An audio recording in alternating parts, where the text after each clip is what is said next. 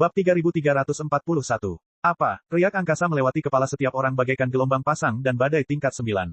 Semua orang merasakan ada tangan tak kasat mata yang tak terhitung jumlahnya sedang mencengkeram dan menarik mereka ke berbagai arah. Untuk sesaat, tubuh mereka menjadi tembus pandang dan tidak dapat diprediksi. Mereka bahkan mulai meleleh seperti lilin yang dipanaskan.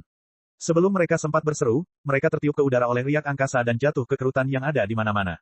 Itu adalah perasaan yang akrab bagi Teresa. Dia telah merasakan perasaan serupa berkali-kali selama lompatan luar angkasanya.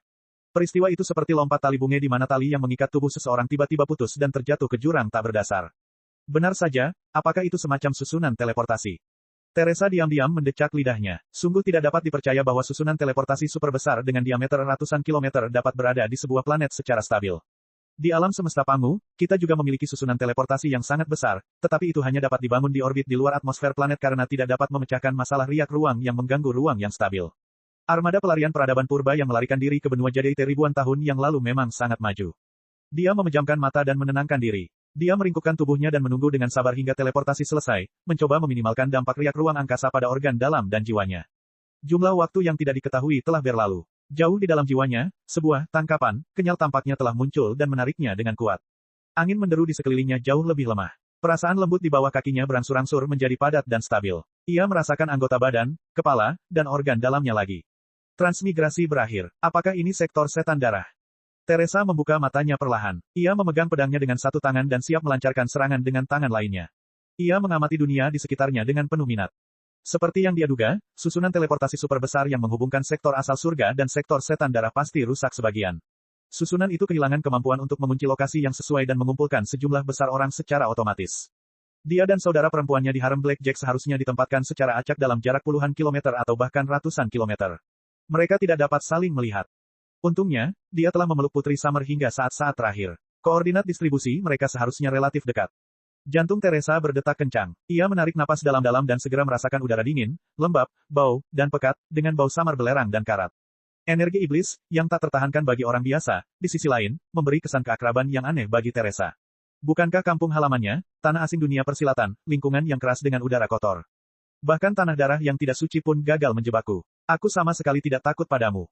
Teresa menjulurkan lidahnya dan meringis ke arah seseorang. Ia mengangkat hidungnya dan mengamati sekelilingnya. Lingkungan sekitar masih diselimuti lapisan kabut tipis. Ungu, kuning kecoklatan, hijau tua, biru tua. Udara di sini tampak telah dicuci dalam botol pewarna 7 warna. Seluruh dunia tampak seperti lukisan imajinasi yang gila. Jarak pandang sangat rendah. Namun, meskipun jarak pandangnya rendah, Teresa dapat melihat bahwa tidak ada langit di sektor setan darah. Tentu saja, dia juga tidak dapat melihat bintang atau satelit apapun. Setiap beberapa ratus meter, sumber cahaya redup akan tersebar di kubah, menghadirkan cahaya dan panas yang lebih baik daripada tidak sama sekali ke dunia yang tidak dapat diprediksi. Bukankah ini permukaan sebuah planet? Teresa berpikir dalam hati, jika itu adalah planet yang dapat dihuni, aku pasti akan dapat melihat matahari dan bintang-bintang, sebagaimana aku dapat melihat matahari dengan jelas pada siang hari di benua Jade. Bahkan jika itu adalah pecahan dunia yang sangat bengkok, seharusnya tidak ada sumber cahaya yang tersusun dengan baik di langit. Itu jelas buatan manusia. Dia melihat sekelilingnya dan menyadari bahwa dia tampaknya berada di sebuah ngarai yang rumit. Kedua sisi tebing itu merupakan tebing curam yang ditutupi oleh berbagai macam tanaman merambat dan humus yang mencurigakan. Permadani berwarna-warni yang tampak aneh tampak tergantung di sana. Permadani itu menjuntai dan memanjang hingga ke kakinya, lembut dan lembek saat ia menginjaknya. Teresa mengambil sedikit humus dengan ujung pedangnya dan menggosoknya dengan hati-hati. Teksturnya tampaknya merupakan gabungan lumut dan cacing tanah. Jika tidak beracun, seharusnya dapat dimakan, dan mengandung banyak energi. Ini merupakan pemasok energi yang baik untuk tingkat terbawah rantai makanan. Meskipun dia terlihat sangat cantik, Teresa bukanlah gadis yang lemah lembut. Untuk bertahan hidup, dia dan orang-orang di kota asalnya telah memakan makanan sintetis sepanjang tahun. Untuk meningkatkan taraf hidup mereka, cacing tanah, tikus, dan semua jenis serangga dapat dimakan. Menarik, apa sebenarnya yang disebut sektor setan berdarah? Teresa berpikir sejenak dan membalikkan pedangnya. Dia mengepalkannya dan menusukkannya ke humus yang menggeliat di bawah kakinya. Akan tetapi, ketika badan pedang itu sudah lebih dari setengah masuk, pedang itu menghantam sesuatu sekeras besi dan gagal menembusnya. Seberapa keras pun Teresa mencoba atau dimanapun dia menusuk, hasilnya tetap sama. Saat dia berada 1 meter di bawah tanah, dia akan menyentuh tanah yang kokoh. Bahkan jika ujung pedangnya patah, dia tidak akan mampu menggali setengah sentimeter lebih dalam. Menarik sekali, di bawah humus hidup yang tebalnya hampir 1 meter itu ada sesuatu yang padat dan datar. Apakah itu logam? Teresa berpikir dalam hati, jika itu batu, bentuknya tidak akan begitu datar. Seharusnya bentuknya memiliki lengkungan tertentu. Hanya pemandangan buatan manusia yang memiliki fitur vertikal dan horizontal seperti itu. Sambil menegakkan punggungnya, dia menatap ke kejauhan. Dari tebing di kedua sisi, dia melihat deretan tonjolan setengah lingkaran yang tampak seperti naga yang menggantung dari langit ke tanah. Meskipun tertutup oleh tanaman merambat dan humus, susunan naga itu masih terlalu teratur. Teresa merenung sejenak dan menyadari bahwa itu adalah sesuatu yang sangat dikenalnya. Itu sebuah tabung. Jadi, Teresa berkata pada dirinya sendiri, tebing yang dipenuhi begitu banyak pipa itu bukanlah pemandangan alam, tetapi sebuah bangunan buatan yang besar. Ini bukan ngarai, melainkan saluran yang sangat besar di dalam sebuah bangunan besar. Jalan setapaknya saja sudah sangat besar. Aku jadi bertanya-tanya betapa megah dan rumitnya keseluruhan strukturnya. Teresa memikirkan kapal luar angkasa peradaban Pangu. Ia merasa semut-semut sedang merangkak di istana raksasa. Tetapi dia tidak terlalu terkejut, karena hal itu sesuai dengan harapannya. Seperti dugaanku, sektor setan darah tampaknya bukan sesuatu yang terjadi secara alami. Sektor itu lebih seperti objek buatan manusia. Aku benar. Bab 3342. Sejak awal, saat mendengar konsep dunia iblis berdarah dari para penyair, Teresa merasa tidak nyaman. Lingkungan yang keras, tandusnya sumber daya alam, dan kurangnya sinar matahari merupakan dua konsep yang saling bertentangan. Jika lingkungannya keras dan sumber dayanya tandus, bagaimana ia bisa menghidupi populasi yang besar, menghasilkan peradaban maju dan pasukan yang kuat, dan malah mengancam keselamatan dunia manusia? Memang benar, pada tahun-tahun awal peradaban banyak planet, para pengembara yang kuat telah lahir di padang rumput dan gurun tandus dan mengancam keselamatan peradaban pertanian.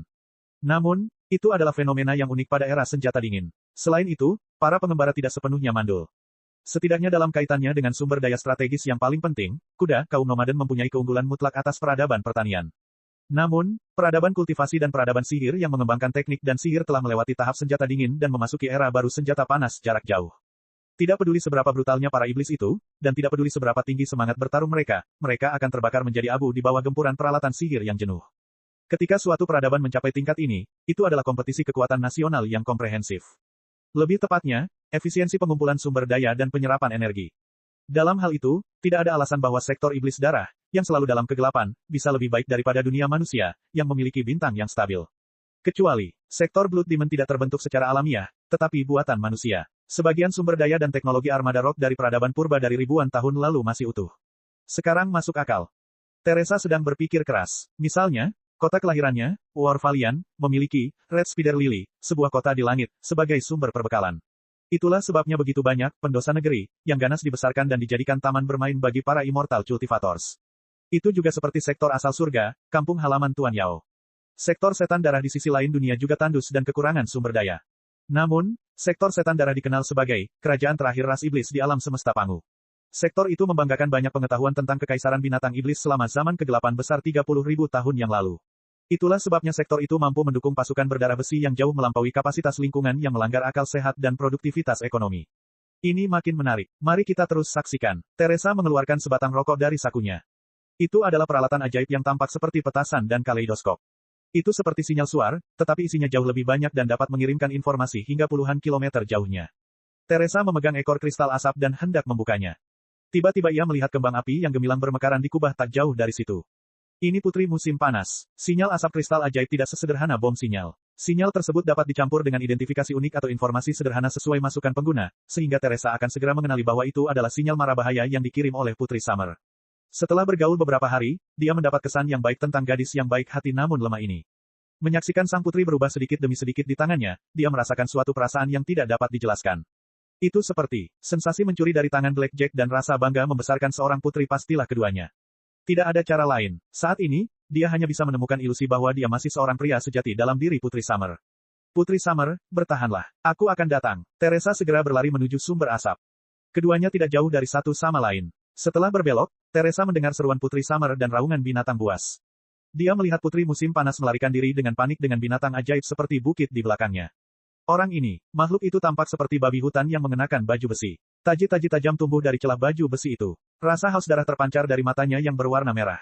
Bau busuk menyembur dari mulut dan hidungnya. Bersama dengan kabut warna-warni di sekitarnya, makhluk itu tampak seperti perwujudan mimpi buruk.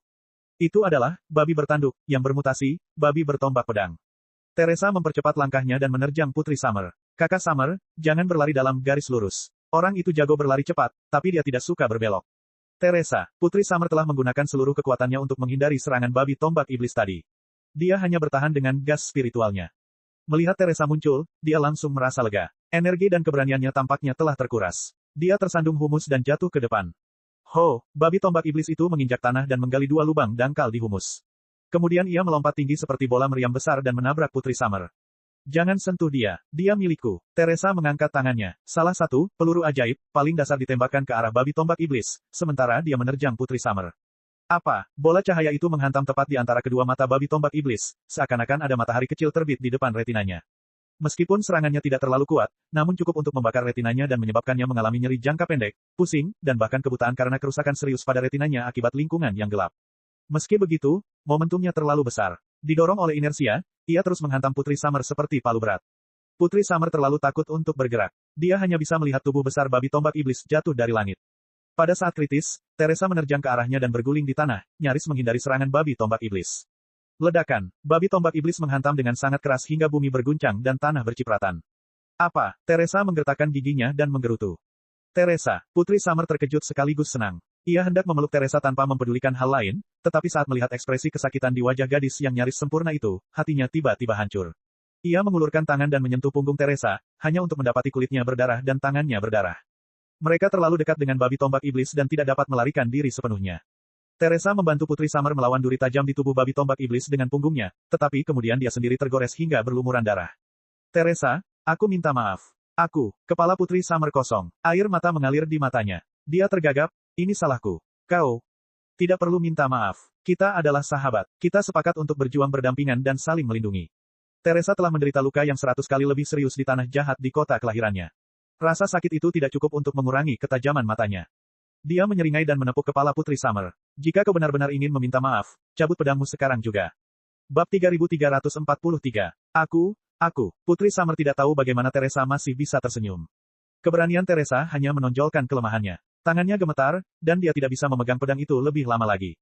Dia hampir menangis. Aku tidak berani. Aku tidak bisa. Pada saat yang sama, babi tombak iblis mendengus. Dua aliran udara panas menyembur keluar dari lubang hidungnya, dan matanya yang seukuran kacang merah kembali bersinar dengan kebrutalan dan keserakahan. Ia berbalik dan bangkit. Ayo, kamu bisa melakukannya. Teresa menyemangati Putri Summer, tidak ada yang bisa melindungimu selamanya. Tidak Blackjack, tidak juga aku. Aku akan berjuang berdampingan denganmu, tetapi aku tidak bisa melindungimu selamanya. Saudari Summer, kumpulkan keberanianmu dan bertarunglah untuk dirimu sendiri dengan pedangmu. Tidak. Putri Summer tersipu dan menggelengkan kepalanya keras. Sebelum dia mengambil keputusan, babi hutan itu menundukkan kepalanya dan menyerang mereka lagi dengan kepala terangkat tinggi. Hati-hati, Teresa melangkah maju dan menghalangi jalan Putri Summer. Ia mengangkat tinggi pedang perangnya, yang ujungnya bercampur dengan momentum petir dan guntur. Ia menebas kepala babi bertombak iblis dengan brutal seolah-olah ia akan membunuh tornado. Sayangnya, bagian atas kepala babi tombak iblis merupakan bagian tubuhnya yang paling keras. Teresa juga tidak memiliki kendali penuh atas tubuh barunya. Kendalinya atas kekuatannya hampir sempurna. Yang lebih penting, pedang di tangannya adalah senjata standar yang biasa digunakan oleh para pemburu bayaran dan tentara bayaran. Selain itu, pedang itu telah digunakan berkali-kali dan penuh retakan. Bukanlah senjata super milik Federasi Star Glory atau Imperium Manusia Sejati yang membanggakan teknologi mutakhir seperti peleburan logam, penanaman kristal, dan pembuatan peralatan magis. Bam! Pedang dan taji tulang di kepala babi tombak iblis beradu dengan hebat. Sebelum kekuatan Teresa untuk membunuh petir itu dilepaskan sepenuhnya, pedang itu sudah hancur karena ledakan dahsyat itu. Yang ada di tangan Teresa hanyalah gagang pedang. Sebelum kekuatan di tubuhnya mengalir keluar, tubuhnya sudah kehilangan keseimbangan. Sebaliknya, Demonic Halberd Pit memanfaatkan kesempatan itu dan menghantamnya dengan keras. Bagaikan layang-layang yang talinya putus, Teresa terlempar sejauh 30 meter dan memuntahkan seteguk darah. Teresa, Putri Summer begitu ketakutan sehingga dia berlari mendekat dan menangis ketika melihat darah di dadanya. Aku baik-baik saja. Teresa terengah-engah. Ketika dia menundukkan kepalanya, dia mendapati baju besi kulit yang dikenakannya penuh dengan puluhan lubang. Dampak dari monster itu memang luar biasa. Untungnya, dia mengenakan baju besi kulit, dan bantalan di dadanya cukup kuat. Kalau tidak, beberapa tulangnya pasti akan patah. Berlari, sambil merasakan darah di bibirnya, Teresa berkata kepada Putri Summer. Dia siap melancarkan jurus pamungkasnya. Mata Putri Summer tampak diwarnai merah oleh darah Teresa. Akhirnya, dia memegang gagang pedang itu dengan tangan gemetar. Maafkan aku, Teresa, aku tidak akan lari lagi. Babi tombak iblis meraung dan menyerang mereka seperti bola meriam lagi. Bahkan tanah yang penuh humus aneh telah dibajak ke jurang yang dalam. Itu menakutkan dan tak terhentikan, seperti batu raksasa yang jatuh dari tebing. Menghadapi raksasa seperti itu, bibir, tangan, dan kaki Putri Summer gemetar. Air matanya tak terkendali bagaikan mutiara yang putus talinya. Namun dia tetap mengangkat pedangnya tinggi-tinggi. Sambil terisak-isak, dia menggertakkan giginya dan menyemangati dirinya sendiri. Ayolah, aku tidak takut padamu. Aku tidak akan membiarkanmu menyakiti Teresa. Aku tidak akan lari lagi. Ayolah, aku tidak takut pada babi-babi tombak iblis atau para paman. Dia begitu ketakutan hingga dia menutup matanya dan mengayunkan pedangnya dengan kikuk. Teresa mendengus. Sebaliknya, wajah mudanya dipenuhi dengan ketidakpedulian seorang pejuang berpengalaman. Ada juga sedikit rasa terima kasih. Gagang pedang yang sudah kehilangan ketajamannya itu masih tergenggam di telapak tangannya, tidak terlalu ringan maupun berat. Sebaliknya, gagang itu diangkat tinggi-tinggi olehnya, seperti obor yang hendak dinyalakan. Kekuatan magis misterius berputar di sekelilingnya. Riak-riak spiral mengembun menuju gagang pedang. Teresa mulai bernyanyi dengan suara yang bernuansa zaman kuno. Pencarian, semua mantra serangan level 3 yang tersedia. Urutan, kecepatan casting, dari cepat ke lambat. Ekstrak, mantra level 3, raungan naga api. Pola serangan, tempelkan pada pedang dan kunci pada target. Abaikan target setelah menembak. Target terkunci, 10 meter di depan, babi tombak iblis. Jumlah serangan, jika serangan efektif, teruskan serangan hingga target mati, jika serangan tidak efektif, setelah 3 serangan, akan otomatis digantikan oleh mantra serangan level 2, Ice Are Roasting. Deskripsi aplikasi selesai. Kirim dan laksanakan. Saat dia mengucapkan kalimat terakhir mantranya, serangkaian rune rumit muncul di sekitar lengannya yang terangkat, membentuk susunan magis 3D. Pada gagang pedang, obor yang menyala dinyalakan di tempat yang tadinya kosong. Api membumbung tinggi ke langit seperti mata air dan mengembun menjadi naga magma yang mengamuk. Pergilah ke neraka, binatang. Dengan kilatan aneh, Teresa muncul di depan Putri Summer. Tangannya melakukan trik yang indah. Pedang naga api yang telah diangkat tinggi, ditebaskan ke bawah. Alih-alih bertarung langsung pada bagian terkeras tengkorak babi tombak iblis, Liao mengunci bagian terlembut tenggorokannya di bawah kepalanya. Astaga, naga berapi itu menusuk tenggorokan babi tombak iblis dengan kecepatan bagaikan kilat. Binatang itu membuka mulutnya dan menjerit kesakitan. Namun Teresa jauh lebih cepat dari yang dibayangkannya. Api kedua mengembun menjadi bilah tajam pada gagang pedang dan melesat ke mulutnya yang berdarah. Reaksi babi tombak iblis cukup cepat. Ia menggertakkan giginya, mencoba menggigit gagang pedang Teresa sekaligus pergelangan tangannya. Namun ternyata Teresa masih berpura-pura. Tubuh pedangnya sudah tidak ada, tetapi gagang pedangnya ratusan kali lebih lincah. Pedang itu berubah menjadi belati dan menempel di mata kiri babi tombak iblis dengan mudah. Mantra serangan ketiga, Roaring Flame Dragon, meledak di depan mata kiri Demonic Halberd Peak. Api sihir itu terus melaju tanpa henti, menghancurkan bola mata dan membakar saraf optik dalam sekejap mata. Api itu mengamuk di dalam otak mungil babi tombak iblis dan menyemburkan api dari mata kanan, lubang hidung, telinga, dan mulutnya. Kepala babi tombak iblis berubah menjadi bola api raksasa. Pria dan babi itu berpapasan sejenak. Teresa menurunkan tubuhnya dan berguling ke depan dengan indah, menghindari tubuh babi bertombak iblis. Babi tombak iblis terus menyerang maju sejauh puluhan meter dengan kepalanya yang terbakar. Pada akhirnya, ia tidak berdaya untuk membalikkan keadaan dan jatuh ke tanah. Bab 3344. Putri musim panas merasakan angin kencang bertiup di depannya. Tampaknya daging dan darahnya akan terbakar hingga lepas dari tulangnya. Dia mengira dirinya telah dikutuk dan jatuh ke dalam api penyucian yang mengerikan. Namun, rasa sakit kematian itu tidak datang lama kemudian. Sebaliknya, tawa Teresa bergema di belakangnya. Kakak Summer, sudah cukup. Berhentilah melawan udara. Hah. Putri Summer membuka matanya dengan curiga dan kebetulan melihat kepala besar babi tombak iblis yang tidak jauh darinya telah terbakar menjadi tengkorak pucat. Putri Summer sangat terkejut hingga dia tidak bisa mempercayai matanya. Dia berbalik dan tergagap, kamu. Apa yang kamu bicarakan? Apakah kamu takut? Teresa melangkah maju dan menggenggam tangan Putri Summer dengan lembut namun kuat. Ia melepaskan pedang di tangannya dan memijat bahunya untuk mengendurkan otot-ototnya. Kau melakukannya dengan baik, Suster Summer. Teresa meniup telinga Putri Summer dengan nakal untuk meredakan kecemasannya. Kita mengalahkan babi tombak iblis bersama-sama. Itu benar-benar mati. Putri Summer akhirnya menyadari apa yang telah terjadi. Lega, dia hanya ingin rebah dalam pelukan Teresa.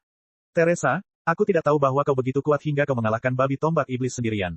Apakah ini benar-benar cara yang seharusnya dilakukan oleh seorang penyihir pemula? Putri Summer tersipu. Ia merasa bodoh karena berdiri di hadapan Teresa dan melindunginya. Seperti yang kukatakan, selain menjadi murid sihir, aku juga belajar seni bela diri dari para ahli.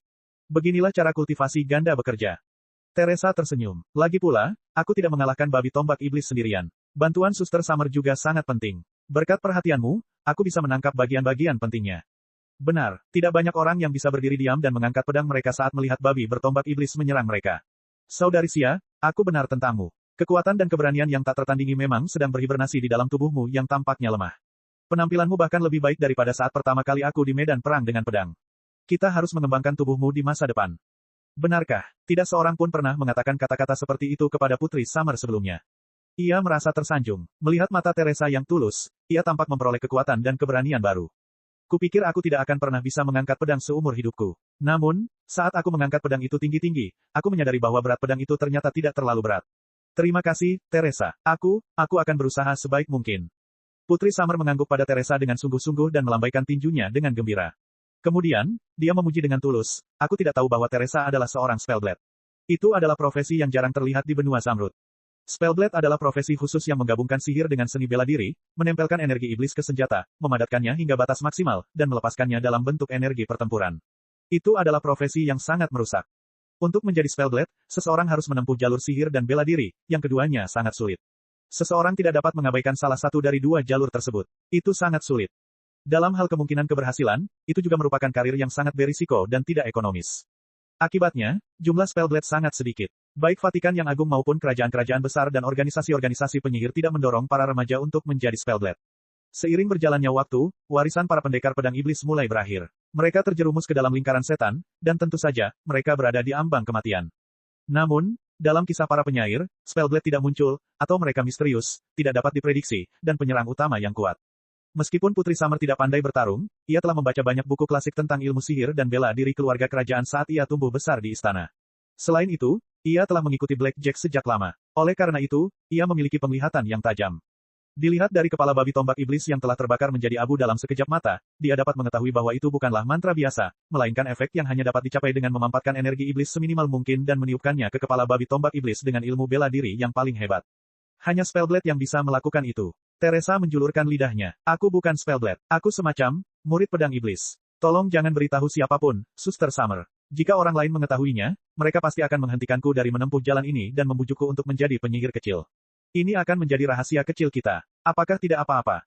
Baiklah, tak seorang pun bisa mengatakan tidak pada mata Teresa yang polos. Putri Summer mengangguk, tetapi dia merasa aneh. Namun, meskipun kamu adalah Spellsword, kecepatan castingmu masih terlalu cepat. Jika tebakanku benar, gerakan barusan seharusnya adalah Raungan Naga Api, yang merupakan mantra level 3. Jika kau ingin merapal mantra level 3, bukankah kau seharusnya mempersiapkan diri dalam waktu yang lama dengan banyak bahan sihir, berdoa kepada Dewa Api dan Dewa Naga, serta memohon berkat dan hadiah dari mereka, dan bahkan menggambar susunan sihir di udara, di tanah, atau di senjata. Bahkan jika Spellsword dapat mengurangi kecepatan mantra, itu masih terlalu cepat. Sepertinya aku mendengar bahwa kamu menggumamkan sesuatu yang sama sekali bukan mantra. Kamu melakukan mantra yang mengerikan itu beberapa kali. Putri Summer akhirnya sadar kembali. Kalau dipikir-pikir, penampilan Teresa tadi sungguh di luar dugaan. Dia telah menumbangkan konsep sihir yang melekat di kepalanya. Teresa hanya membuka tangannya dengan santai. Sihir seharusnya sederhana dan ringkas. Teresa berkata, guru yang mengajariku sihir pernah mengatakan padaku bahwa sihir adalah kekuatan paling sederhana dan paling langsung di dunia.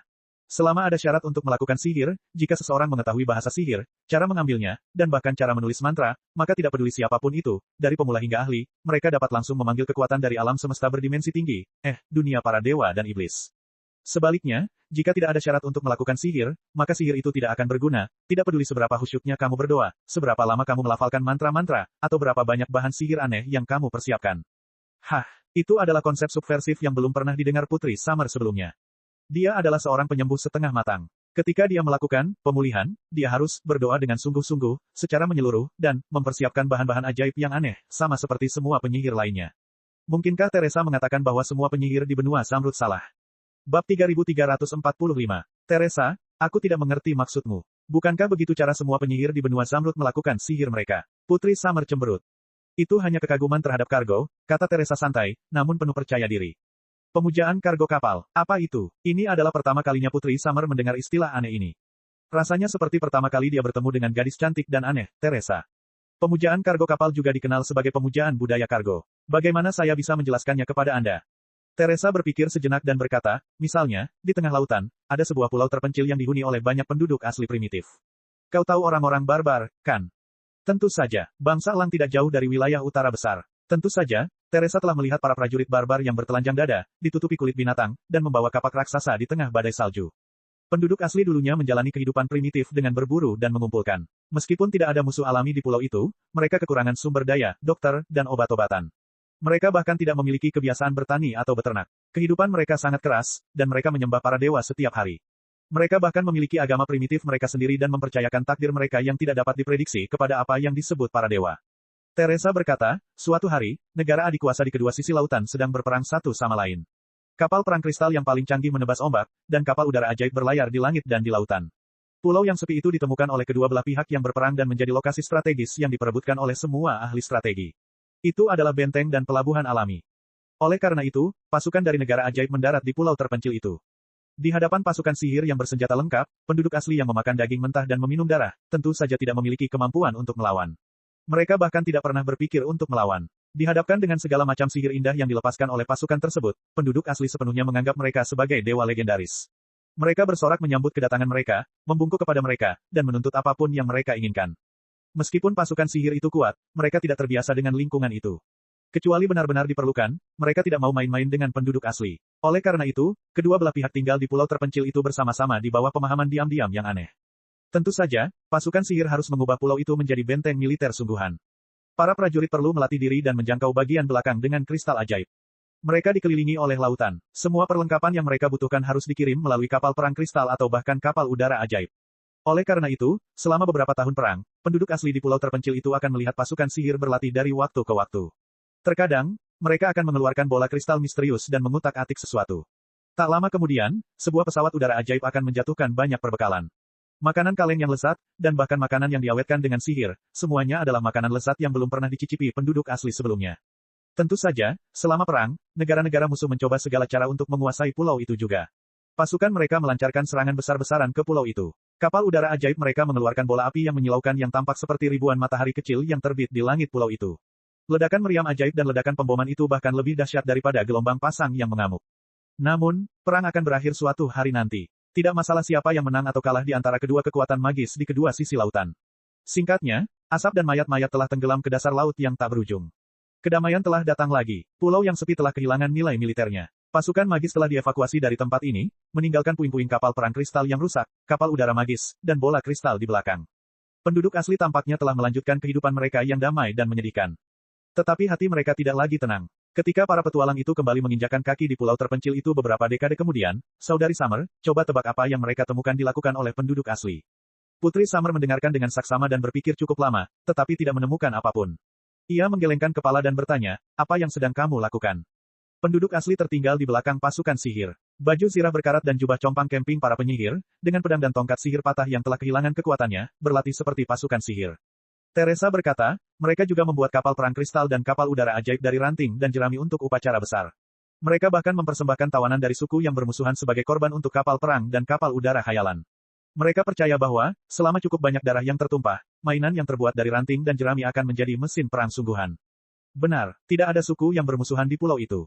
Namun, penduduk asli menemukan bendera kedua negara ajaib itu. Entah mengapa, mereka berkumpul di bawah bendera yang berbeda dan berubah menjadi kelompok yang bermusuhan, melanjutkan perang yang telah lama berakhir dengan kapak batu dan tombak tulang sederhana. Hal yang paling konyol adalah para pendeta suku itu. Misinya adalah mengenakan seragam prajurit dalam pasukan sihir dan meringkuk di benteng militer yang gelap dan lembab. Ia berdoa kepada bola kristal, yang telah kehilangan semua kecerahannya, hari demi hari, berdoa agar para dewa yang maha kuasa akan datang lagi dan menjatuhkan makanan lezat yang tidak dapat mereka habiskan, obat-obatan ajaib yang dapat menghidupkan kembali orang, dan meriam ajaib yang dapat menyemburkan api dan kilat yang mengamuk. Tentu saja, bola kristal itu tidak pernah menanggapi doa para pendeta dan seluruh suku. Namun, keyakinan penduduk asli tidak runtuh. Mereka sangat yakin bahwa itu karena doa mereka kurang khusyuk, atau mungkin karena ada suku yang bermusuhan di pulau itu. Kedatangan para petualang semakin memperkuat keyakinan mereka. Mereka menganggap para petualang sebagai utusan para dewa dan kagum dengan peralatan sihir umum yang ditawarkan para petualang. Bahkan permen warna-warni yang ditawarkan para petualang kepada anak-anak dianggap sebagai obat mujarab. Secara keseluruhan, ketika peradaban yang terbelakang dan primitif melihat peradaban yang maju dan tidak dapat dipahami serta teknologi yang maju, mereka secara naluriah akan menjelaskan semuanya dengan dewa dan tahayul serta menganggap teknologi maju sebagai berkah atau kutukan para dewa dan setan. Mereka juga akan meniru teknologi tersebut dan mendambakan kekuatan para dewa dan setan. Begitulah, penyembahan barang. Putri Summer tak kuasa menahan tawa saat mendengarnya. Penduduk asli terlalu konyol. Ini pasti cerita yang kau buat, Teresa. Orang-orang barbar di wilayah utara besar tidak sekonyol itu. Ya, bangsa barbar es dari negeri kegelapan, di utara tidak sebodoh itu. Teresa menghela napas dan berkata dengan santai, namun, ada banyak orang di dunia yang lebih bodoh daripada orang-orang barbar es dan penduduk asli pulau yang kesepian. Bab 3346. Putri Summer tertegun sejenak. Ia mengerutkan bibirnya dan berpikir lama, sebelum ia menyadari apa yang dimaksud Teresa. Wajahnya tiba-tiba memerah. Bagaimana itu bisa sama? Putri Summer membantah, tiruan penduduk asli tidak membantu sama sekali, tapi mantra kami membantu. Pada awalnya, sebelum perlengkapan sihir yang ditinggalkan pasukan sihir habis, tiruan yang dilakukan penduduk asli kadang-kadang berhasil. Teresa berkata, setiap anak berusia 3 tahun dapat menggunakan beberapa peralatan sihir sederhana asalkan mereka menemukan triknya. Namun, itu tidak berarti bahwa anak berusia 3 tahun telah benar-benar memahami misteri sihir.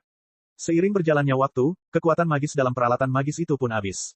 Bahkan peralatan magis itu sendiri pun sudah usang dan berkarat. Tidak peduli seberapa gamblangnya penduduk asli menirunya, mustahil peralatan itu bisa berguna. Dalam pemahaman penduduk asli, seolah-olah para dewa dan setan perlahan meninggalkan mereka, dan kekuatan magis yang menyelimuti seluruh pulau pun mengering. Hal yang sama juga terjadi di benua Jadeite, bukan? Dalam kisah para penyair, para dewa dan iblis dari era purba selalu yang terkuat. Para pahlawan kuno tampaknya mampu memusnahkan ribuan prajurit dan kuda dengan satu tebasan pedang mereka. Namun seiring berjalannya waktu, kekuatan sihir era modern semakin melemah, yang menyebabkan datangnya era malapetaka. Para pendeta gereja Radiance semuanya mengatakan bahwa dunia telah melakukan terlalu banyak dosa dan bahwa mereka harus berdoa dan menebus dosa mereka dengan lebih tulus di bawah kepemimpinan mereka. Saudari Summer, apakah Anda benar-benar percaya itu? Baiklah, Putri Summer tercengang, tenggelam dalam pikirannya. Federasi itu berbohong. Dosa, doa, dan pengabdian tidak ada hubungannya dengan sihir. Teresa berkata dengan sungguh-sungguh, sihir seharusnya menjadi kekuatan yang paling murni, dan paling langsung di dunia. Mantra untuk mengaktifkan sihir sangat sederhana sehingga hanya dapat dijelaskan dengan satu kata. Semua mantra, hanya punya satu kata. Putri Summer merasa sulit mempercayainya. Ya, semua mantra yang berhubungan dengan sihir ada di sini. Teresa menjentikkan jarinya. Sekelompok api yang berkilauan muncul di ujung jarinya. Lihat, ini adalah kata pertama, yang mewakili keadaan pertama. Keadaan terbakar dapat disebut, 1. Sambil berbicara, Teresa meniup api di ujung jarinya. Saat ini, api telah padam dan kembali ke ketiadaan. Ini adalah kata kedua, atau lebih tepatnya, keadaan kedua, yang dapat disebut, 0. Teresa membuka kedua tangannya. Tidak ada apa-apa di dalamnya, tetapi riak-riak yang terus berubah tampak menyebar. 1 melahirkan 2, 2 melahirkan 3, 3 melahirkan semua hal, 0, dan 1, adalah seluruh bahasa sihir, dan superposisi serta variasi kedua keadaan ini dapat melahirkan seluruh dunia. Namun, jika Anda terpesona dengan tampilan yang rumit namun glamor, menuruti tiruan yang sederhana dan kikuk, serta bersorak ketika Anda memicu mantra secara tidak sengaja, Anda tidak akan pernah mampu memahami misteri, 0, dan 1, karena Anda takut pada kengerian para dewa dan setan. Teresa berbicara terus terang dengan kedua tangannya di belakang punggungnya. Pakaian dan rambutnya berkibar meskipun tidak ada angin. Dia benar-benar tampak seperti seorang guru yang berpengetahuan luas. Pernyataan yang memberontak dan mengejutkan itu seharusnya membangkitkan kecurigaan dan rasa jijik Putri Summer. Mungkin, jika orang lain, Putri Summer akan mengejeknya. Tapi itu harus Teresa. Putri Summer tidak tahu apakah dia harus mempercayai kata-kata Teresa atau tidak. Dia hanya tahu bahwa dirinya akan tenggelam dalam kekuatan yang menggetarkan jiwa di mata Teresa yang indah dan tidak dapat melepaskan diri darinya. Teresa, Putri Summer berpikir sejenak dan merasa sulit untuk mempercayainya. Apakah kamu mengatakan bahwa tidak ada dewa di dunia ini? Bagaimana mungkin? Apa yang harus kita lakukan? Tidak berarti tidak. Apa yang mustahil, dan apa yang harus dilakukan? Teresa tersenyum dan melantunkan dengan santai, tidak ada dewa di langit dan tidak ada Raja Iblis di bawah tanah. Akulah dewa dan Raja Iblis. Biarkan lautan bintang membuka jalan. Aku datang. Wow, Putri Summer hampir pingsan di pelukan Teresa. Emosi yang tak terlukiskan mengalir di matanya. Teresa, apa ini? Apakah ini puisi? Aneh sekali. Kedengarannya sangat berbeda dari soneta di istana, tetapi penuh dengan kekuatan aneh. Aku tidak tahu kau bisa membaca puisi. Tentu saja, Teresa berkata, sebagai saudari dari Canon King dari Star Ocean Imperium, membacakan puisi adalah mata kuliah wajib bagiku. Jika Sister Summer menyukainya, aku bisa membacakannya untukmu setiap hari. Bagaimana menurutmu? Sangat mengesankan, bahkan lebih baik dari Blackjack. Mendengar nama Blackjack, Putri Summer langsung terdiam. Apa, Teresa? Kamu aneh sekali. Kenapa kamu selalu ingin bersaing dengan Blackjack? Kamu benar-benar berbeda. Tidak ada bandingannya sama sekali. Putri Summer menyipitkan matanya dan melihat ke kejauhan. Ngomong-ngomong, kita sudah membuang terlalu banyak waktu. Kita harus mencari Blackjack dan anggota tim lainnya. Jika sekelompok babi tombak iblis muncul, kita tidak akan bisa menghadapinya sendirian. Tentu saja tidak. Blackjack hanyalah seekor cacing kecil dan pendek. Bagaimana bisa dibandingkan dengan Star Ocean Cannon? Teresa diam-diam bergumam dalam hatinya, hari ini, aku mengeluarkan sedikit karismaku. Itu hanya makanan pembuka, dan aku hampir menaklukkanmu. Hehe, tampaknya bahkan tubuh ini tidak cukup untuk menahan karisma pria yang penuh gairah. Tunggu saja, Blackjack. Beraninya kau merayuku? Tidak, tidak. Kau akan membayar harganya karena merayuku. Baiklah, ayo kita cari Blackjack sekarang. Teresa tersenyum pada Putri Summer. Kemudian dia tiba-tiba teringat sesuatu dan berlari ke mayat babi tombak iblis. Kakak Summer, kemarilah dan bantu aku. Potong sebagian dagingnya. Sektor iblis darah mungkin tidak dapat menemukan makanan. Setelah memburu binatang iblis, mereka akan menyembelih dagingnya dan mengumpulkan bahan-bahannya. Kadang-kadang, mereka akan menemukan kristal iblis dan inti binatang yang berharga, yang merupakan prosedur umum bagi para pemburu bayaran dan petualang. Terutama ketika seorang prajurit sendirian berbaris menuju tempat berbahaya seperti sektor setan darah. Persediaan sulit didapat, dan tidak ada mangsa yang bisa diselamatkan. Akan tetapi, ketika Teresa berlutut di depan tubuh babi berhala iblis dan mengeluarkan belatinya untuk membelahnya, dia menemukan bahwa tampaknya ada sesuatu pada tengkorak binatang yang terbakar itu. Apa ini? Putri Summer pun menyadarinya. Keduanya menjulurkan kepala mereka bersamaan, dan kepala mereka hampir saling membentur. Mereka menemukan bahwa tanda persegi telah diukir dengan rapi di tengah tengkorak babi tombak iblis. Itu adalah sekumpulan garis yang lebar dan sempit, seperti semacam kode batang. Mungkinkah? Teresa berkedip dan menyentuh kode batang pada tengkorak babi hutan itu. Kemudian dia menyentuh otot-otot dan tulang-tulang di sekujur tubuhnya dengan hati-hati. Itu bukan sesuatu yang alami, tapi buatan manusia. Bab 3347. Seingatku, tengkorak babi tombak iblis adalah yang paling keras, kan? Bersembunyi di belakang Teresa, Putri Summer mengamati tengkorak yang telah diukir dengan kode-kode aneh dengan saksama dan bergumam, tengkorak itu dapat menembus sisik dan bulu di kepala dan mengukir informasi langsung ke tulang-tulang yang paling keras. Sihir macam apa yang dapat melakukan itu? Lalu, mengapa kau melakukannya? Itu adalah kode dan merek. Teresa berpikir sejenak dan berkata, misalnya, peternak akan meninggalkan tanda di bagian bawah ternak atau kuda untuk menandai atau menghitung. Tentu saja, kodenya lebih rumit dan berisi banyak informasi. Mungkin juga dapat dikendalikan dari jarak jauh. Alasan mengapa itu dapat dicap pada tengkorak melalui sisik dan bulu adalah karena itu dicap sebelum sisik dan bulu tumbuh. Hah, mata Putri Summer melotot. Maksudmu, saat babi tombak iblis baru saja lahir? Tidak, lebih awal dari itu. Teresa tampaknya telah memikirkan sesuatu. Itu pasti dihasilkan pada tahap embrionik, atau bahkan secara langsung melalui informasi genetik, alih-alih diberi merek. Putri Summer tidak tahu apa itu, informasi genetik. Namun, dia telah mendengar banyak istilah aneh dari Teresa selama beberapa hari terakhir. Putri Summer tidak lagi terkejut. Jadi, babi tombak iblis adalah monster buatan manusia dan senjata pertempuran. Konsep setan buatan manusia bukanlah hal yang asing di benua Jade. Menurut para penyair, setan yang licik dan tak termaafkan itu dapat menciptakan monster untuk dibunuh, yang mana bukanlah hal yang aneh. Buatan manusia adalah buatan manusia. Namun, saya khawatir tujuan awalnya bukanlah untuk berperang. Sambil menepuk pantat babi tombak iblis, Teresa tiba-tiba mengganti topik pembicaraan. Kakak Summer, tahukah kamu perbedaan antara babi domestik dan babi hutan? Dengan baik, Putri Summer tidak mengerti mengapa Teresa tiba-tiba mengangkat topik itu. Terlebih lagi, daging yang dimakan oleh masyarakat kelas atas benua Jade sebagian besar adalah daging sapi dan daging kambing. Mereka jarang makan daging babi. Baik babi peliharaan maupun babi hutan, daging-daging tersebut tidak bisa dimasak. Bau dagingnya terlalu kuat. Putri Summer menggelengkan kepalanya. Babi yang sudah dijinakkan memiliki bahu yang sempit, pantat yang lebar, dan bentuk segitiga dari kepala hingga ekor. Di sisi lain, babi hutan memiliki bahu yang lebar, pinggul yang sempit, dan otot yang kuat. Babi hutan paling cocok untuk berlari cepat dan menabrak. Dari kepala hingga ekor, babi hutan berbentuk segitiga terbalik. Teresa menunjuk ke arah babi tombak iblis dan berkata, lihatlah binatang iblis ini. Meskipun telah menumbuhkan taring, sisik, dan taji tulang yang tampak seperti tombak dan tampak tidak dapat dijinakkan, jika Anda mengamatinya dengan saksama, Anda akan melihat bahwa bahunya sempit, pinggangnya lebar, dan pantatnya gemuk. Itu jelas merupakan produk domestikasi buatan manusia atau bahkan modifikasi genetik. Untuk beberapa alasan, ia telah kembali ke alam liar dan menunjukkan tanda-tanda anti penjinakan. Justru karena itu bukan senjata biologis, ia jadi kikuk saat berlari cepat. Ia hanya bisa berjalan lurus, tetapi tidak begitu pandai berbelok. Ia bisa jatuh kapan saja, itulah sebabnya kami dapat melenyapkannya dengan mudah. Dengan kata lain, tidak peduli betapa mengerikan dan menjijikkannya hal itu terlihat sekarang, saya percaya bahwa hal itu dirancang atau diproduksi untuk dijadikan makanan yang berlemak dan berair. Hei, kali ini, Putri Summer benar-benar terkejut dan merasa sulit untuk mempercayainya. Ia tergagap, mengapa seseorang menjadikan hewan buas seperti itu sebagai makanan? Tunggu, bukan itu intinya. Intinya, bisakah makanan diproduksi? Makanan yang dihasilkannya telah meninggalkan bekas di tengkorak. Mengapa ia dibiarkan berkeliaran dan kembali menjadi liar? Tentu saja, makanan dapat dibuat. Jika suatu hari kita ingin melihat bintang-bintang yang mempesona di langit, makanan sintetis dan sistem sirkulasi yang sangat efisien merupakan teknologi yang penting. Teresa melihat sekeliling dan berkata, Kakak Summer, kamu pasti bisa melihat bahwa kita tidak berada di dunia yang luas, melainkan di sebuah bangunan tertutup yang sangat besar dan megah, yang tampak seperti istana raksasa, kan? Putri Summer tidak bodoh. Dia mengangguk dan berkata, iya, ini mungkin bawah tanah. Para penyair menyebut sektor setan darah, jurang, atau neraka. Tentu saja, tempat ini gelap dan berliku-liku. Kalau begitu, di dunia yang tidak ada sinar matahari, tanaman biasa tidak akan bisa bertahan hidup, dan seharusnya tidak ada terlalu banyak hewan. Akan sulit menangkap babi, anjing, sapi, dan domba. Oleh karena itu, sebagian besar sumber makanan, kecuali jamur dan lumut yang tidak memerlukan sinar matahari maupun panas untuk tumbuh, hanya dapat disintesis, kata Teresa. Namun, ada masalah dengan makanan sintetis secara umum, yaitu rasanya terlalu tidak enak. Makanan yang disebut hambar itu seperti memakan lilin. Putri Summer tertawa terbahak-bahak. Omong kosong. Dia berkata, tidak ada makanan yang baunya seperti lilin.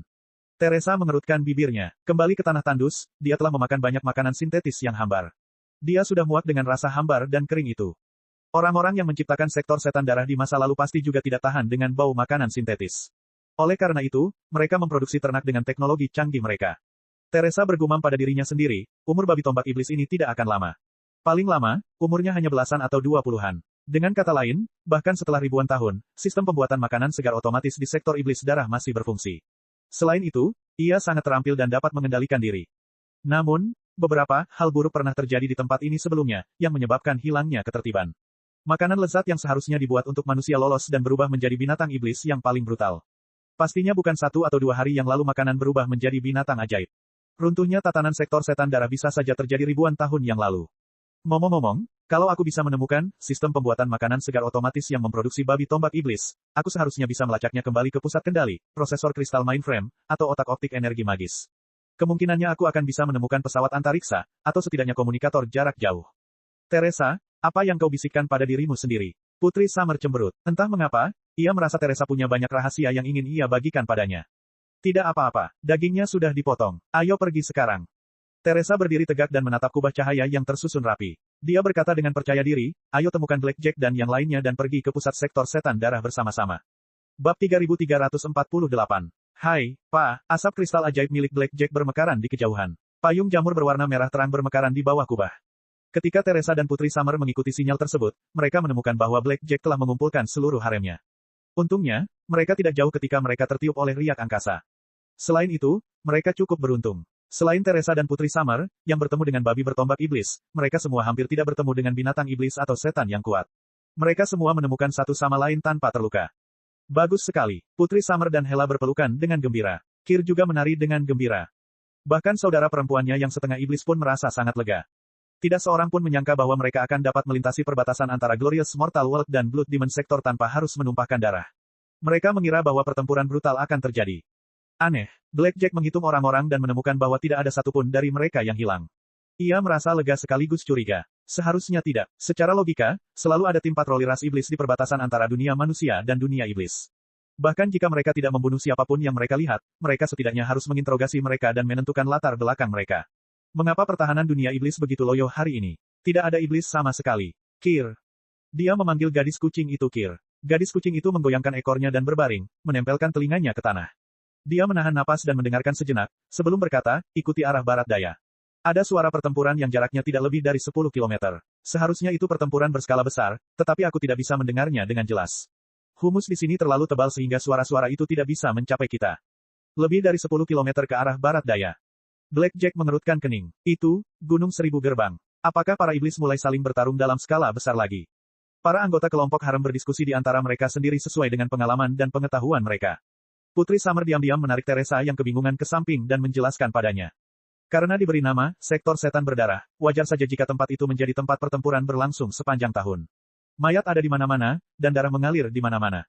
Para iblis yang brutal itu tidak bersatu. Sebaliknya, mereka terbagi menjadi sedikitnya 7 suku utama yang diperintah oleh 7 Raja Agung, dan terlibat dalam perang yang tak berkesudahan. Mungkin karena sumber daya sektor setan darah terlalu langka untuk memberi makan populasi yang terus bertambah. Atau lebih tepatnya, karena sifat jahat ras iblis, sudah menjadi takdir mereka untuk memangsa yang lemah dan saling membunuh hingga raja tertinggi dari 7 raja iblis terpilih dalam kompetisi survival of the fittest.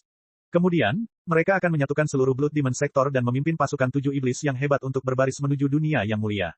Dalam kisah para penyair, seorang raja iblis sejati akan muncul di antara 7 raja iblis setiap 1000 tahun. Ia dapat menyatukan 7 suku, menghancurkan penghalang, dan maju ke dunia manusia. Putri Summer memberitahu Teresa, dilihat dari waktu, memang sudah ribuan tahun sejak pertempuran kiamat. Sudah saatnya Raja Iblis baru lahir. Suster Hera dan yang lainnya berspekulasi bahwa pertikaian internal yang biasa terjadi di antara para iblis meningkat menjadi perang saudara yang brutal. Semua pasukan ras iblis terlibat, dan tidak ada waktu untuk mempertahankan perbatasan antara dunia iblis dan dunia manusia. Lagi pula, pasukan dunia manusia tidak mungkin menyerang dunia iblis. Teresa mengangguk dan bertanya, lalu, apa itu, Gunung Seribu Gerbang?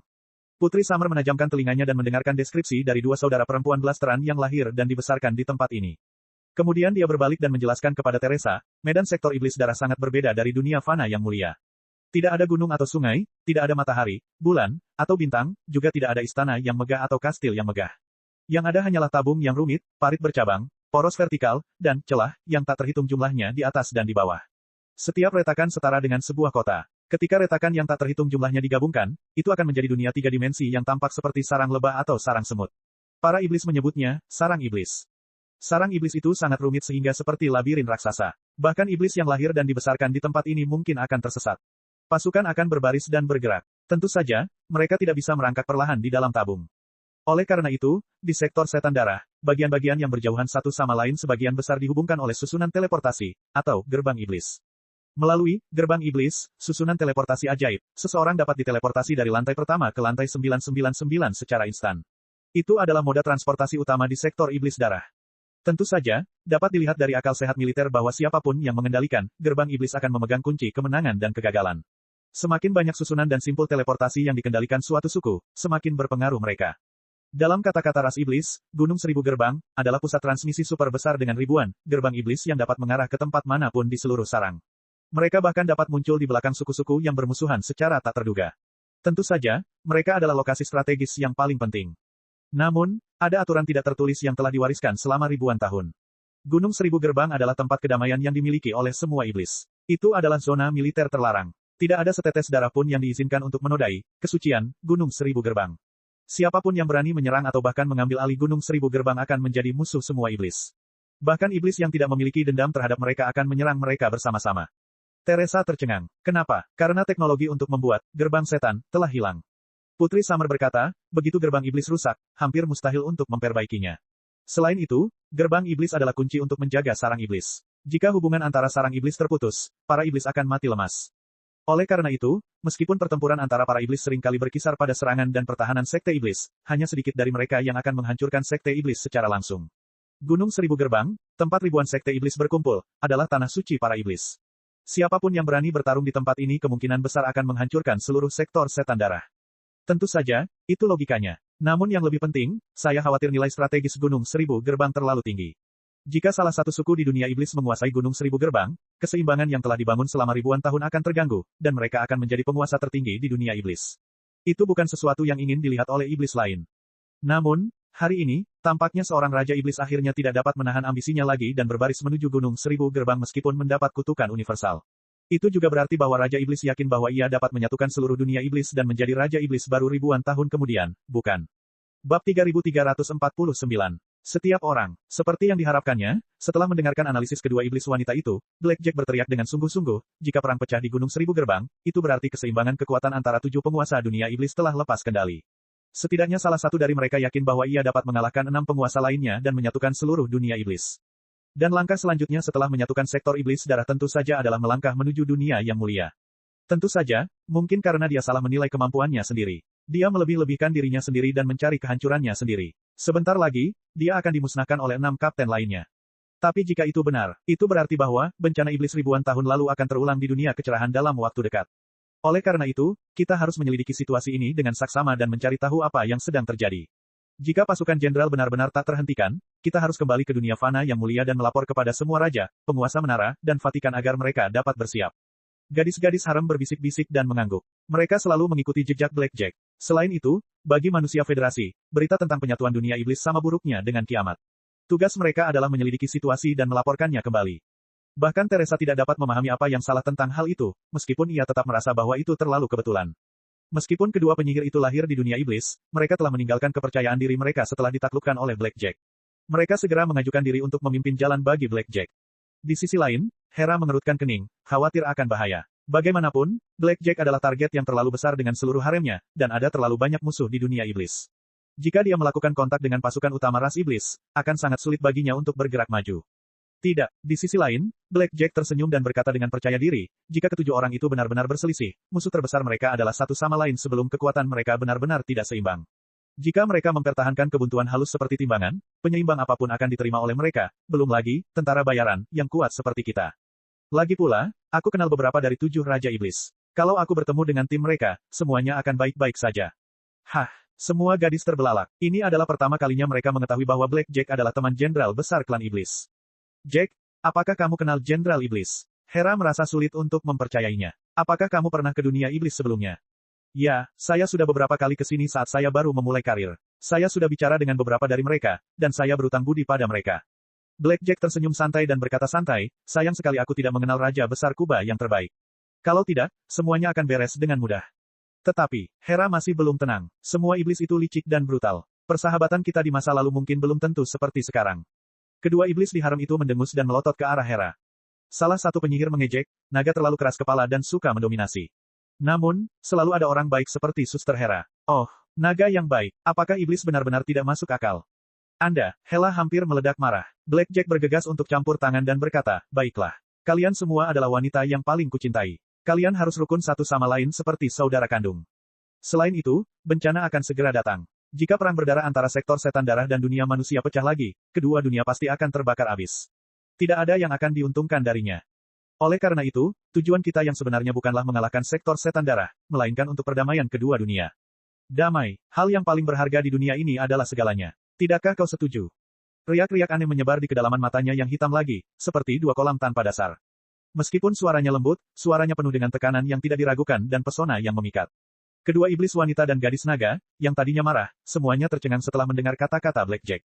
Mereka berkedip, dan mata mereka kembali jernih setelah beberapa saat kebingungan.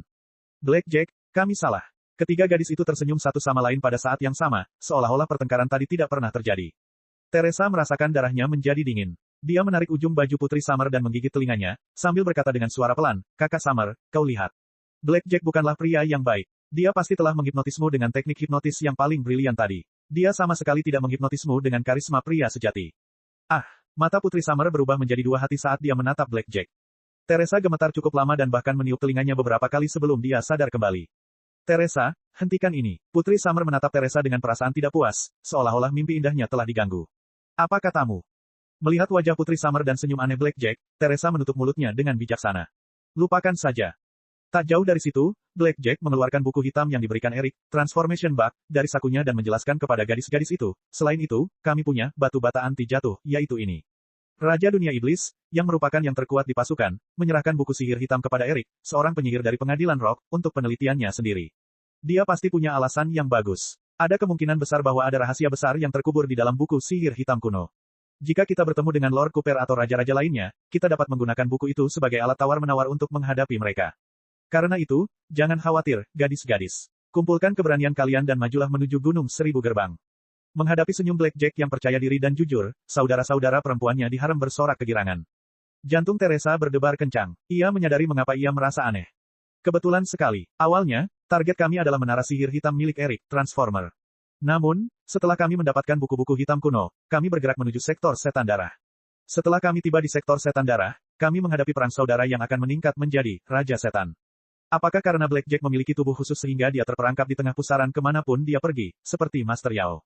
Atau apakah karena dia tahu bahwa perang saudara akan pecah di dunia iblis dan sedang merencanakan sesuatu? Teresa mengerutkan bibirnya. Hanya ada satu orang aneh seperti Master Yao di jutaan dunia. Bagaimana dia bisa bertemu orang aneh kedua dengan mudah? Jadi, Blackjack, apa yang sebenarnya sedang kamu lakukan? Tunggu saja dan lihat.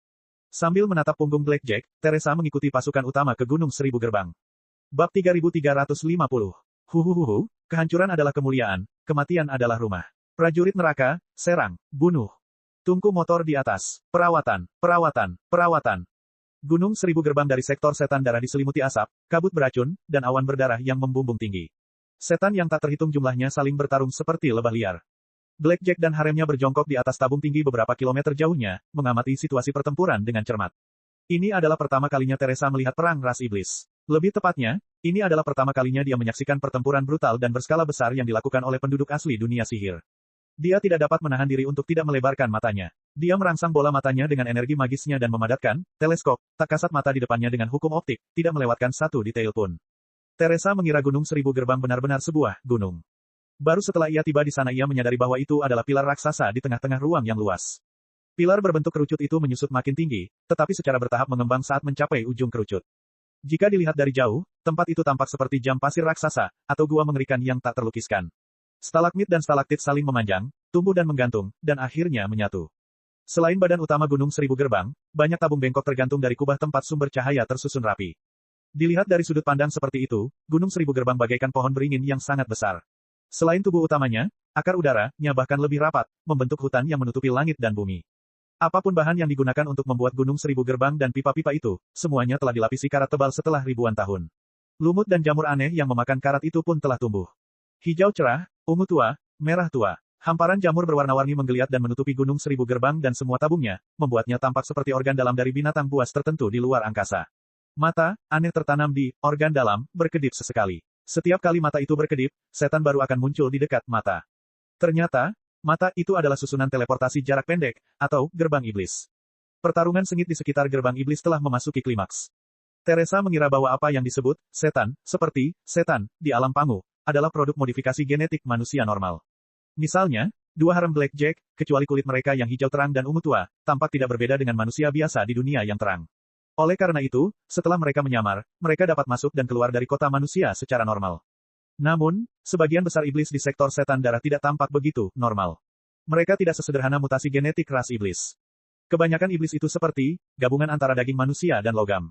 Beberapa setan telah menempelkan sepasang kapak raksasa yang bersinar dingin atau tongkat berduri ke tubuh hitam mereka. Beberapa iblis telah dimodifikasi dan dilebur dengan baju besi yang mengerikan itu. Saat musuh menghancurkan baju besinya, daging di baliknya juga akan terkoyak. Beberapa iblis hanya memiliki separuh tubuh bagian atas manusia, sementara separuh tubuh bagian bawah melekat pada beberapa laba-laba mekanik berkaki 6. Separuh tubuh kiri mereka masih berbentuk manusia, tetapi separuh tubuh bagian kanan kini menjadi mesin perang berbentuk aneh. Teresa bahkan menemukan pasukan yang tampak seperti pasukan bunuh diri ras iblis. Semua anggotanya memiliki kepala yang terbuat dari daging dan darah murni, tetapi tubuh mereka adalah makhluk besar yang tampak seperti tentara raksasa. Mereka menghancurkan musuh seperti istana yang bergerak.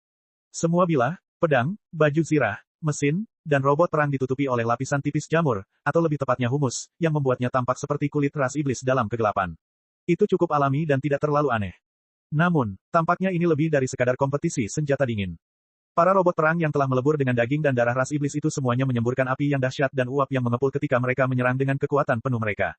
Ketika para prajurit ras iblis mengayunkan palu di pergelangan tangan mereka, palu itu seperti ketel super mini yang akan menyemburkan aliran udara kuat dari belakang untuk meningkatkan kecepatan dan kerusakan. Celah-celah baju zirah yang tumbuh langsung pada daging dan darah akan menyemburkan aliran udara yang kuat tanpa henti. Seluruh pasukan tampak diselimuti kabut, menambah keanehan dan kengerian. Belum lagi para iblis yang kepalanya terbuat dari daging dan darah, tetapi tubuhnya adalah benteng yang sangat besar. Sangat mungkin bahwa di dalam tubuh mereka terdapat ketel uap yang kuat, dan apa yang didorong oleh uap yang melonjak itu adalah rel yang berderit. Baiklah, tampaknya orang-orang dari sektor setan darah memiliki teknologi yang lebih maju dari zaman kuno daripada penduduk asli alam fana yang mulia. Mereka mendorong peradaban mereka ke era senjata dingin dan uap lagi. Tidak heran kerajaan dan gereja yang masih berada di era kegelapan dan abad pertengahan tidak dapat menahan pasukan setan seperti itu ketika mereka berbaris ke alam fana yang mulia. Tentu saja, mereka masih memiliki jalan panjang yang harus ditempuh dibandingkan dengan leluhur mereka, armada penguasa armada purba, yang telah melarikan diri ke dunia ini. Apakah kau melihat bendera yang berkibar liar di sisi kiri formasi pertempuran? Ada cangkang kura-kura yang disulam di bendera dengan gambar payung. Itu adalah pasukan penghancur penjara, atau dengan kata lain, pasukan Lord Cooper. Setelah mendengar perkenalan kedua iblis wanita itu, Putri Summer merangkak mundur dan menggigit telinga Trisa. Hell Exterminators adalah salah satu dari dua spesies petarung di Blood Demon Sector, dan mereka adalah yang terkuat. Sebelumnya, kami harus mengumpulkan kekuatan dari 6 klan iblis lainnya untuk menekan Hell Exterminators. Namun selama beberapa tahun terakhir, di bawah komando Grand Lord Kuba, suku pembasmi telah berkembang pesat. Suku ini telah melampaui batas 6 suku lainnya dan berperang melawan 6 suku lainnya pada saat yang sama. Seperti yang kalian lihat, pasukan Raja Pembasmi Neraka akan menghancurkan pasukan koalisi dari 6 klan iblis lainnya. Teresa melihatnya. Formasi pertempuran di sisi kiri Gunung Seribu Gerbang memang rapi dan teratur. Selain itu, jumlah robot perangnya paling banyak, dan para prajuritnya paling berani dan brutal. Sekilas orang bisa tahu bahwa mereka siap membunuh. Dia tidak mengerti, mengapa Kaisar Besar Kuba menyulam cangkang kura-kura yang menyerupai payung pada benderanya. Apakah ada yang istimewa dari itu? Sebenarnya itu bukan tempurung kura-kura melainkan peninggalan klan penghancur neraka. Putri Summer berkata, sepertinya itu adalah peralatan sihir kuno yang diwariskan dari leluhur kuno klan penghancur neraka dahulu kala. Namanya, kapsul penyerang orb. Cek cek cek cek cek cek cek cek. Rakan-rakan kultivator sekalian, sebelum retret, sila terus berkultivasi untuk jurus subscribe, like, share dan komentar agar sekte novel Sadim terus berkembang pesat.